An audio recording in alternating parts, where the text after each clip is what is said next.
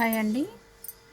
ఇప్పుడు మనం middle chest చూసుకునేటప్పుడు ఒక్కొక్కరికి ఒక్కొక్కలాగా అన్నమాట. ఇప్పుడు చూడండి ఇక్కడ ఏంటంటే మధ్యలో చెస్ట్ విడ్త్ అనేది తక్కువ ఉంటుంది. తక్కువ ఉన్న వాళ్ళకి మనం తీసుకోవాల్సిన అంటే చెస్ట్ విడ్త్ తక్కువ ఉంటుంది, కానీ అప్పర్ చెస్ట్ కన్నా మిడిల్ చెస్ట్ 1 ఇంచ్ కానీ 1/2 ఇంచ్ కానీ ఎక్కువ ఉంటుంది. ఉన్న వాళ్ళకి ఎవరికైనా ఉంటుంది అది. అయితే ఉన్న వాళ్ళకి మనం అలా ఉండి ప్లస్ ఈ చెస్ట్ విడ్త్ అనేది తక్కువ ఉన్నప్పుడు మనం ఇటు పెంచుకోవద్దు. మిడిల్ చెస్ట్ ఇక్కడ ఆ ఎక్స్ట్రా కావాల్సింది ఇక్కడ పెంచుకోకుండా మనం ఇక్కడ పెంచుకుంటే, మీరు చాలా వీడియోస్ చూసిర్రు. కొన్నిటికి నేను ఇక్కడ పెంచుతాను, కొన్నిటికేమో ఇక్కడ పెంచుతా.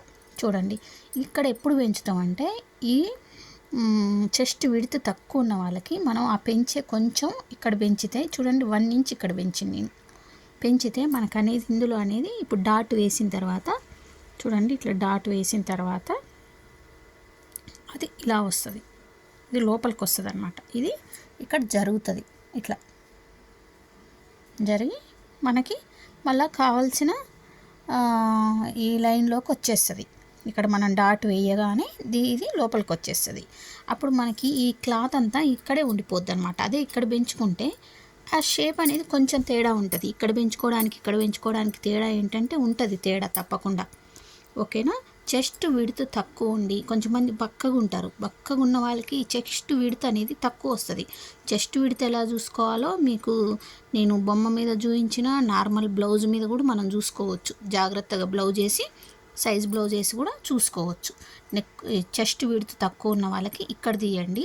చెస్ట్ విడ్త్ ఎక్కువనే ఉండి నార్మల్గా ఉండే వాళ్ళకైతేనేమో మామూలుగా నార్మల్గా చెస్ట్ ఉండి మిడిల్ చెస్ట్ ఎక్కువ ఉన్న వాళ్ళకి ఎక్స్ట్రా కావాలన్నప్పుడు మీరు ఇక్కడ చెస్ట్ లైన్లో ఇక్కడ తీయండి. ఓకేనా. అలా తీయడం వల్ల బ్లౌజ్ అనేది చాలా పర్ఫెక్ట్గా ఫిట్టింగ్ అనేది వస్తుంది అనమాట. ఆల్రెడీ మనం ఇక్కడ షేప్ చేసినాం, చూడండి ఇక్కడ షేప్ చేసినాం కాబట్టి ఇది ఇక్కడ దాకా ఉంది. ఇక్కడ దాకా ఎందుకు, ఇక్కడ దాకా కాదు, కొంచెం జరిగింది. ఇప్పుడు మనం 4వ డాట్ కావాలంటే అలాగే వస్తుంది, లేకపోతే 4వ డాట్ రాదు. ఇప్పుడు 4వ డాట్ వేసినప్పుడు మీకు చూడండి అలా పైకి వెళ్ళిపోద్ది. పైకి వెళ్ళిపోయినప్పుడు మనకి ఇక్కడ షేప్ పట్టేంత రావాలో అంత వస్తుంది అనమాట. ఓకేనా. ఇక్కడ డాట్ కావాలంటే కటింగ్ అనేది ఇలాగే తీసుకోవాలి.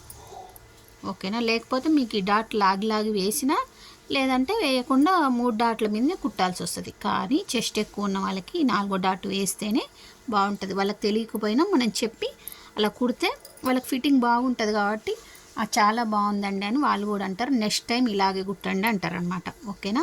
ఇప్పుడు చూడండి ఈ ఆర్మ్ హోల్ రౌండ్ కనిపిస్తుందా. ఈ ఆర్మ్ హోల్ రౌండ్ కూడా మనం కరెక్ట్గా బాంబే కటింగ్లో అయితే ఎలా తీసుకుంటామో ఈ చెస్ట్ ఆర్మ్ హోల్ రౌండ్ అలా తీసుకున్నాం అనమాట ఇందులో కూడా. ఓకేనా. అది అలా పైకి పోద్ది. ఇక్కడ కూడా ఇట్లా వస్తుంది. ఇట్లా వచ్చినప్పుడు మీకు ఈ రౌండ్ అనేది కరెక్ట్గా కనిపిస్తుంది.